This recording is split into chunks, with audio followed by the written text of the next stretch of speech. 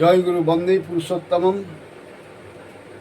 শ্রী শ্রী ঠাকুরের আতুল চরণে কোটি কোটি প্রণাম জানাই। এবং শ্রী শ্রী ঠাকুর আমাদের প্রকৃত শিক্ষাটা কেমন হওয়া উচিত, প্রকৃত শিক্ষা কি, এই প্রসঙ্গে ঢালোয়া বলেছেন।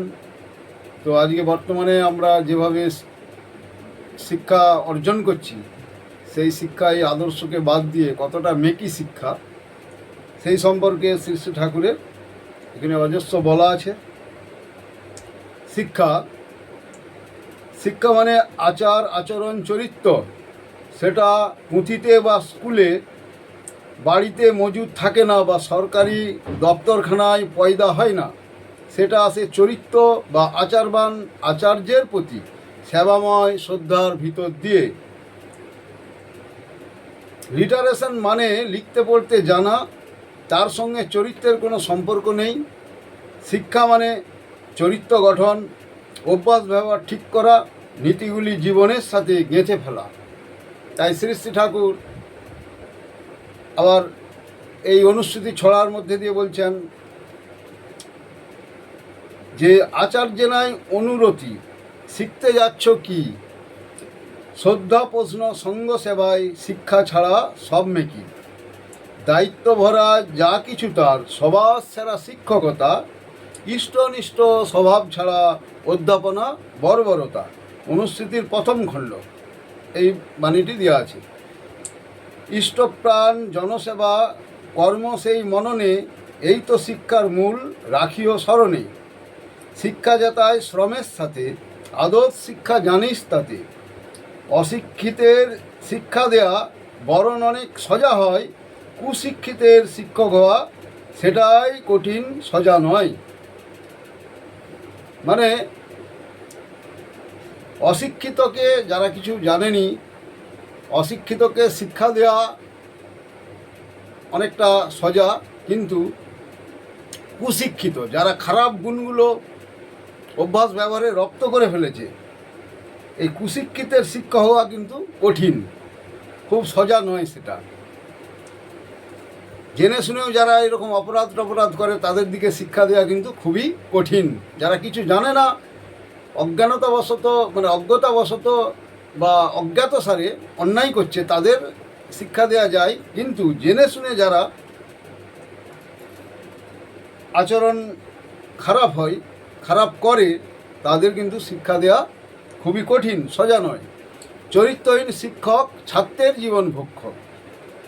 চরিত্রহীন শিক্ষক, শিক্ষকের যদি চরিত্র না থাকে, শিক্ষকের যদি আচার আচরণ ঠিক না থাকে, সে ছাত্রের জীবনকে ভক্ষক, মানে ছাত্রের জীবন নষ্ট করে দিবে, ছাত্রের জীবনকে সুন্দর করে গঠন করে তুলতে পারবে না। শিক্ষকের না ইষ্টে টান, কে জাগাবে ছাত্র প্রাণ। শিক্ষকের যদি ইষ্টে না টান থাকে, ইষ্ট বা আদর্শ বা গুরু, তার প্রতি যদি তার অনুরক্তি না থাকে, তাহলে কিন্তু সে ছাত্রের প্রাণকে জাগাতে পারবে না, ছাত্রকে কোনো শিক্ষা দিতে পারবে না। ওই যে শিক্ষকের না ইষ্টে টান, কে জাগাবে ছাত্র প্রাণ। থাকলে ছাত্রের ইষ্টে টান, তবেই জাগে করার প্রাণ। থাকলে ছাত্রের ইষ্টে টান, ছাত্রের যদি ইষ্ট বা আদর্শকে ধরিয়ে ছাত্রকে যদি ইষ্টমুখী করে তোলা যায়, তবে কিন্তু তাকে কিছু শিক্ষা দেওয়া যেতে পারে। ওই যে থাকলে ছাত্রের ইষ্টে টান, তবেই জাগে করার প্রাণ। অভ্যাস ব্যবহার ভালো যত, শিক্ষাও তার জানিস তত। অভ্যাস ব্যবহার যার খুব ভালো, শিক্ষাও তার ভালো। মানে শিক্ষাটা যে ভালো আছে, তার মাপকাঠি ওইখানে অভ্যাস ব্যবহার দিকে। মুখে জানে ব্যবহারে নাই, সেই শিক্ষার মুখে ছাই।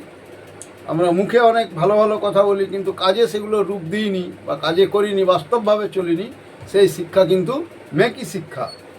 লেখাপড়ার দড় হলেই শিক্ষা তারে কয় না, অভ্যাস ব্যবহার সহজ জ্ঞান না হলে শিক্ষা হয় না। তাহলে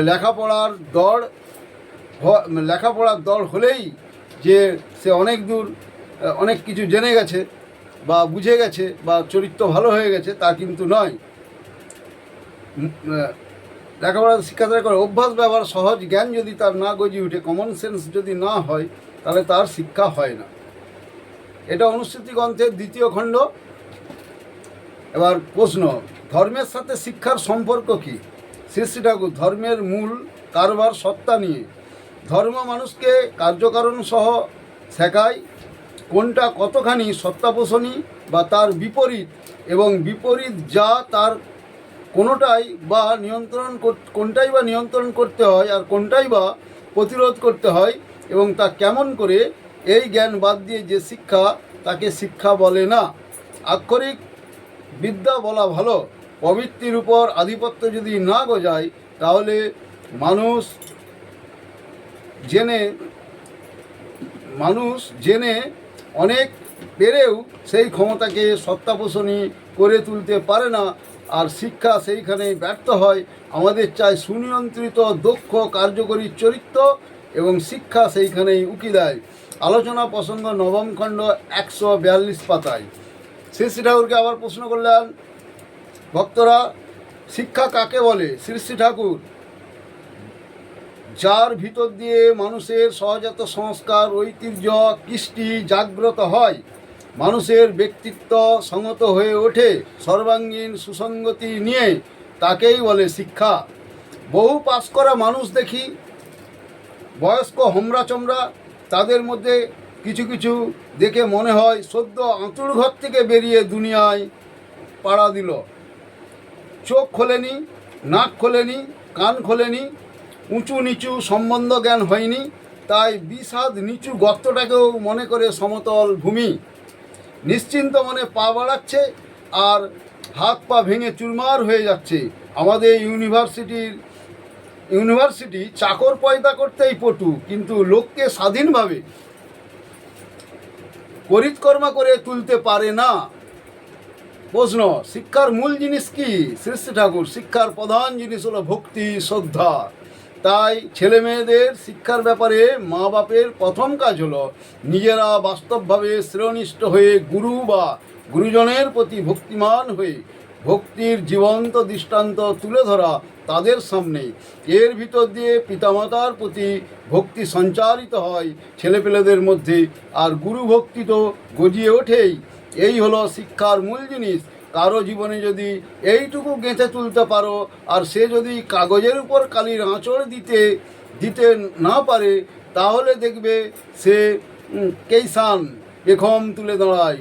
লোকে অবাক বনে যাবে তাকে দেখে। অবশ্য লেখাপড়া তার পক্ষে একটা ফাউ জিনিস, তা সে অনায়াসেই পারে। ফল কথা, লেখাপড়াটা শিক্ষার একটা গৌণ জিনিস। মূল জিনিস হলো অভ্যাস, ব্যবহার, ঝোঁক, নিষ্ঠা, নেশা, প্রত্যয়, চরিত্র ও বৈশিষ্ট্যানুপাতিক কর্মদক্ষতার ফুরন ও নিয়ন্ত্রণ। জীবনের উন্নতির প্রথম জিনিস হলো উৎসমুখীনতা, এবং উৎসমুখীনতা এনে দেয় শিক্ষার মূল কথা। বাপ মা গুরুর প্রতি উদ্গট টান থাকলে তার পা বেতালে পড়ে না, সে কখনো প্রবৃত্তির দাস হয় না। ভ্রান্তি এলো সেই উৎস বিমুখ চলন বলন, বসলো পেয়ে যেই সমস্ত স্টারের দিকে মুখ করে ঘুরছে, তাই কক্ষচ্যুত হয় না, সব জায়গায় ওই একই কথা।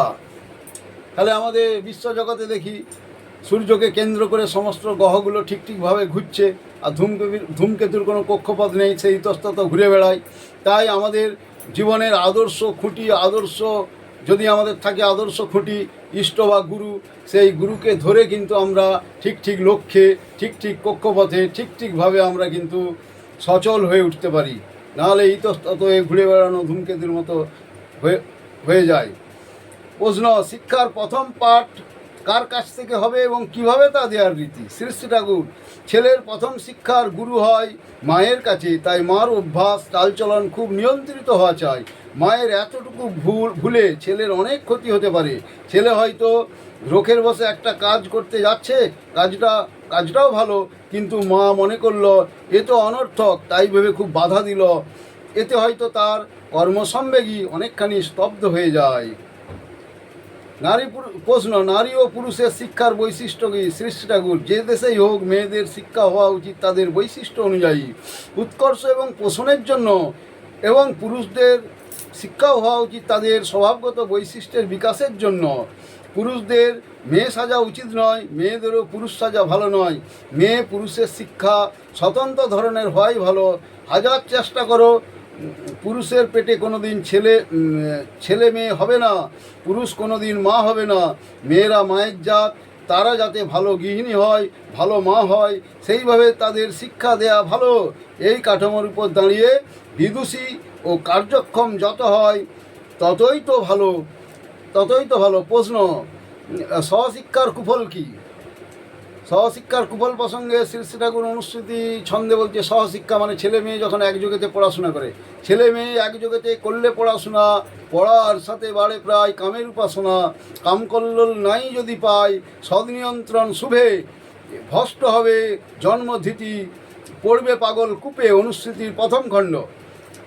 ওরে পাগল, বুঝিস নাকি নরক নিশান উঠছে কথায়, একটা প্রধান নমুনা দেখ বিদ্যালয়ের সহশিক্ষায়। ব্যতিক্রমে সংক্রমণী বীজ রোপণ হয়ে যেথা হতে সমাজ পরিবার দেশটা সবই জাহান্নামের পথে। অনুশ্রুতি। তাহলেই বোঝা গেল যে ছেলে মেয়েদের একযোগেতে পড়ার কুফল বৈশিষ্ট্যমাফিক আলাদা আলাদা শিক্ষার ব্যবস্থা করতে হবে। এই যে সহজভাবে বাণীগুলো ঠাকুর দিয়েছে, আর ভালো করে যদি আমরা এগুলো পাঠ করি এবং ভালো করে যদি ঠিক বোঝার চেষ্টা করি, এগুলো আমরা বুঝতে পারবো। তবে বুঝেও না জানার ভান করলে আমরা সেইভাবে ছেলে মেয়ের দিকে মানে পোষণ না দিয়ে আমরা নিজেরাও যেমন বিপাকে পড়বো। আগের যে ঠাকুর আলোচনাগুলোই বললেন, যেভাবে বিপাকে পড়বো ছেলে মেয়েরাও সেইভাবেই কিন্তু বিপাকে পড়বে। তাতে কিন্তু অর্থ হবে শান্তি, শৃঙ্খলা, ভক্তি, ভালোবাসা এবং এনজয়মেন্ট, যেটা শরীর সুস্থ, দেহ মন রেখে যে জেনারেশন রেখে তার প্রজন্ম রেখে যাওয়া, এই সবগুলো সব কিন্তু ভেঙে পড়বে, প্রকৃত শিক্ষা কিন্তু হবে না। তাই যত বিশৃঙ্খলা, যত কিছু এই কুশিক্ষাগুলো, আমাদের জঞ্জালগুলো আমরা মাথায় চলছে, আজকে সমাজের এই পরিণতি, কেউ কাউকে ভালোবাসেনি। মানে একটা মুরগিকে কাটলে আরেকটা মুরগির কোনো ব্যথা নেই, যেমন ব্যথা নেই কসাইখানায় একটা ছাগলকে কাটলে পরেরটা যে পালা পড়বে সে কিন্তু ঘাসপালা খেয়েই যাচ্ছে, তার কোনো ব্যথা নেই। তেমনি মানুষেরও এরকম হয়ে গেছে, মানুষেরও চরিত্র বা মানুষের মেন্টালিটিটাও এরকম এই পশুদের মতনই হয়ে গেছে। তাই মানুষের প্রকৃত শিক্ষা কেমন হওয়া উচিত, এবং সেই মানে যেমন স্ব কেন্দ্রে সেন্টারকে কেন্দ্র করে, সূর্যকে কেন্দ্র করে গ্রহ উপগ্রহগুলি ঘুরছে, তাদের স্ব সেন্টার আছে, তারা কিন্তু তাদের গতি ঠিক ছন্দে তালে তার ঘুরে যাচ্ছে। কিন্তু আমাদের অন্যান্য সেসব জ্যোতিষ্ক আছে, সেগুলো কিন্তু বিশ্ব ব্রহ্মাণ্ডে ছড়িয়ে ছিটিয়ে কার সঙ্গে কী সংঘর্ষ করছে, কোথায় পতন হয়ে যাচ্ছে উল্কাপাতের মতো। সেইভাবে আমাদের বিশৃঙ্খল ডামাডোলের মধ্যে আমাদের এই সমাজ ব্যবস্থা এরকম চলছে। তাই আদর্শগতভাবে শিক্ষা অর্জন করতে হবে। সেইভাবে ইউনিভার্সিটি স্কুলগুলো নিয়ে সব অ্যামেন্ডমেন্ট করা দরকার। এই সম্পর্কে বড় বড় হামলাচোড়া বুদ্ধিজীবীদের নেই, তারা ওই কোনো রকম ওই তথাকথিত লিখতে পড়তে শিখিয়ে দেওয়াটাকেই বিদ্যা বলে মনে করে। নাহলে 100কে 100 পাচ্ছে, অঙ্কে 100কে 100 পাচ্ছে, বা বিজ্ঞানে 100কে 100 পাচ্ছে, তারাও ক্রাইম করছে। তাদের দুষ্ট মন নিয়ে তারা বৃত্তিস্বার্থ চরিতার্থ করছে। বড় বড় ডাক্তাররা ক্রাইমের সঙ্গে যুক্ত, বড় বড় ইঞ্জিনিয়াররা নানা রকম দুর্নীতির সঙ্গে যুক্ত হয়ে পড়েছে। আজকে সৎ শুভ সন্দীপনী, সৎ কর্মীর অভাব হচ্ছে আজকে সমাজের এই আদর্শ না থাকার ফলে। তাই কেমনভাবে শিক্ষা হওয়া উচিত, অল্প কথার মধ্যে আমি এখানে এই ভিডিও আলোচনা করছি। ঠাকুর বিস্তরভাবে নানা রকমভাবে অনেক আলোচনা করে গেছেন। সেই আলোচনা মানে দিনরাত করলেও শেষ হবে নি। তো আমরা যদি এটাকে অনুসরণ করতে পারি, আমাদের অনেকটাই কিন্তু আমরা নিজেদের পরিবারকে এবং আশেপাশের সকলকে এই বার্তা দিয়ে আমরা বহন করতে অনুরোধ করছি। তারা প্রত্যেকে এইভাবে তাদের জীবনকে সুন্দরভাবে গুছিয়ে সুন্দরে সমাপন করে তুলতে এবং সত্যম শিবম সুন্দরের পূজারী হওয়ার আহ্বান রাখি সকলকে। এই বলে আমি এখানে ঠাকুরের এই ভাগবতী গ্রন্থপাঠ আলোচনা এখানে রাখছি। জয় গুরু, বন্দে পুরুষ, সকলের ইষ্টময় জীবন কামনা করি এবং সুদীর্ঘ জীবন কামনা করে এখানে রাখলাম। জয় গুরু, বন্দে পুরুষোত্তমম।